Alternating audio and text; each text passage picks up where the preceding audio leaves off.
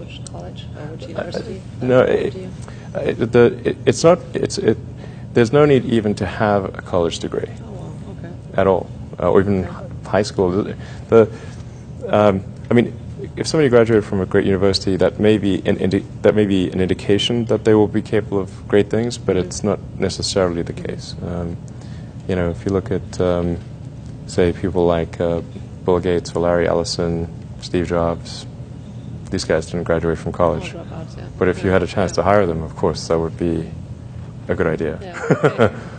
So, you know, just looking just for evidence of exceptional ability, and if there's a track record of exceptional achievement, then it's likely that that will continue into the future. Mm-hmm. How I describe myself? Well, I mean, I seem to have a high innate drive, and that's been true even since I was a little kid. You know, I really had a very strong drive. Did all sorts of risky things when I was a kid that why did I do those things? They're crazy. I care a lot about the truth of things and trying to understand the truth of things. I think that's important. You know, if you're going to come up with some solution, then the truth is really, really important, I think. I try to think of. I mean, it's difficult to obviously come up with things that are praise for oneself, you know, or there's bad and good here, but I think sometimes they're just the things that seem quite clear and obvious to me, and I don't understand why they aren't so obvious to everyone. Sure. So how would you educate your 5 boys? Actually, I created a little school. Yeah. What kind of school? Could you describe to us? Sure. It's small. It's only got 14 kids now, and it'll have 20 kids in September. It's called Ad Astra, which means to the stars. That's maybe a bit different from most other schools, is that there aren't any grades. There's no not grade 1, grade 2, grade 3 type of thing. Making all the children go in the same grade at the same time, like an assembly line. I know. You know, because some people love English or languages, some people love math, some people love music, and they have different abilities at different times. It makes more sense to cater the education to match their aptitudes and abilities. So I think that's one principle. Another is that it's important to teach problem solving, or teach to the problem, not to the tools. So this would be like, let's say you're trying to teach people about how engines work, or you know, you could start by a more traditional approach would be to say, well, we're going to teach you all about screwdrivers and wrenches, and you're going to have a course on screwdrivers, a course on wrenches, and all these things. And this is a very difficult way to do it. A much better way would be like, here's the engine. Now let's take it apart. How are we going to take it apart? Oh, you need a screwdriver. That's what the screwdriver is for. You need a wrench. That's what the wrench is for. And then a very important thing happens, which is that the relevance of the tools becomes apparent.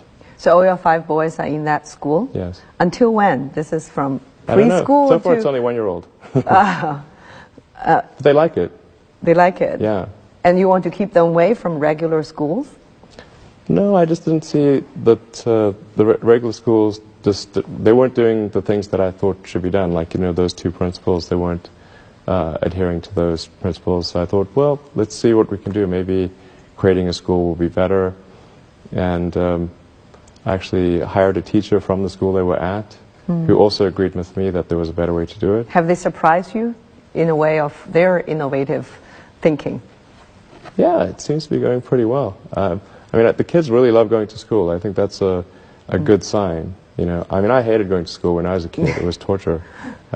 So the fact that they actually think vacations are too long, like they want to go back to school. Wow. Yeah, exactly. That's weird. I know.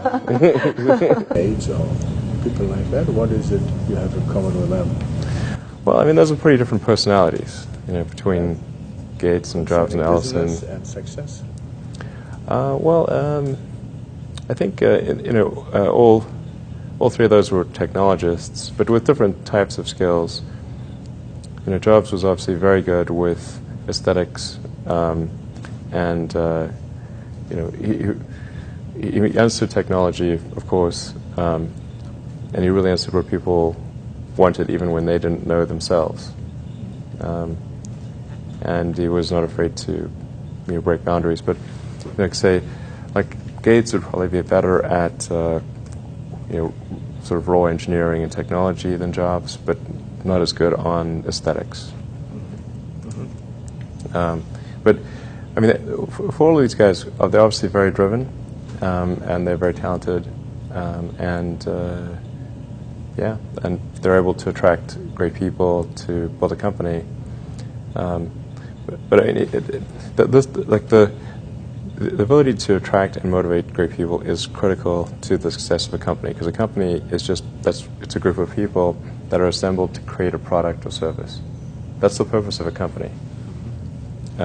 People sometimes forget this elementary truth, and so if you're able to get great people to join the company and work together towards a common goal, and you sort of have a relentless sense of perfection about that goal, then you will end up with a great product.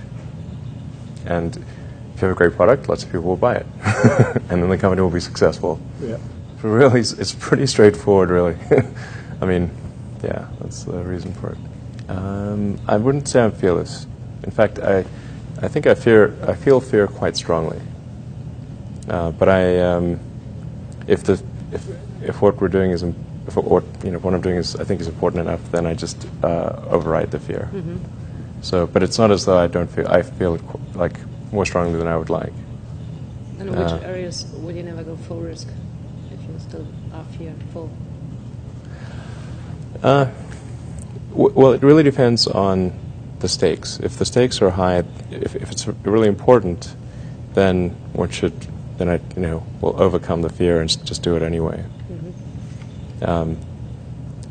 But essentially, I mean, drive overrides fear. But I feel the fear. It's kind of annoying. I wish I didn't. Okay. I wish I felt it less. Uh-huh. So, yeah. All these introspective questions are very interesting. I don't get asked these very often. And then, like, I'm trying to think, like, what is like an accurate reply? And some of these, it's hard to evaluate yourself on these things. Mm-hmm. Which company you founded was the most risky at the start?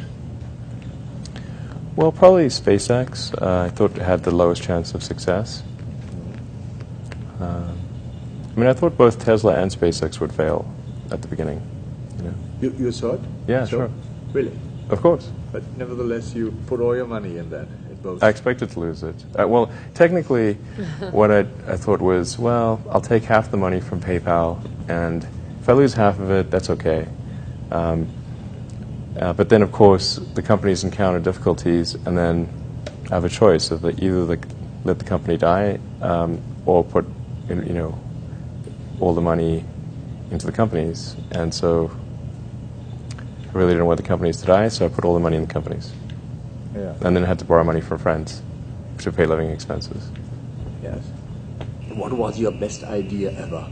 My best idea ever? Yeah. This is tricky. I suppose coming to North America was my best idea. Okay. Because I think these things would not have been accomplished almost anywhere else. It's really hard to start a company, but and particularly California, Silicon Valley is very conducive to startup companies, and so whenever I'd read books in South Africa, it would seem like the cutting edge of technology was in Silicon Valley, and so that's when I wanted to come and I wanted to move to this mythical place. Okay. And are there things you regret having done or for not having done so far? Well, there's lots of things that when life is short, and there's lots of things that could be done that one can't necessarily do. And these really are introspective questions. I think, I mean, overall, I think I'm pretty happy with what you know where things are. It's hard not to be, honestly. Yeah. You know, I'd be, yeah. Yeah, things are in a good place right now, and I mean, I'd like to, looking ahead, I'd like to see humanity go beyond Earth and have people on Mars. That would be really great. And to see widespread adoption of electric vehicles and renewable energy. These are great things. And yeah, I think those would be really, really cool.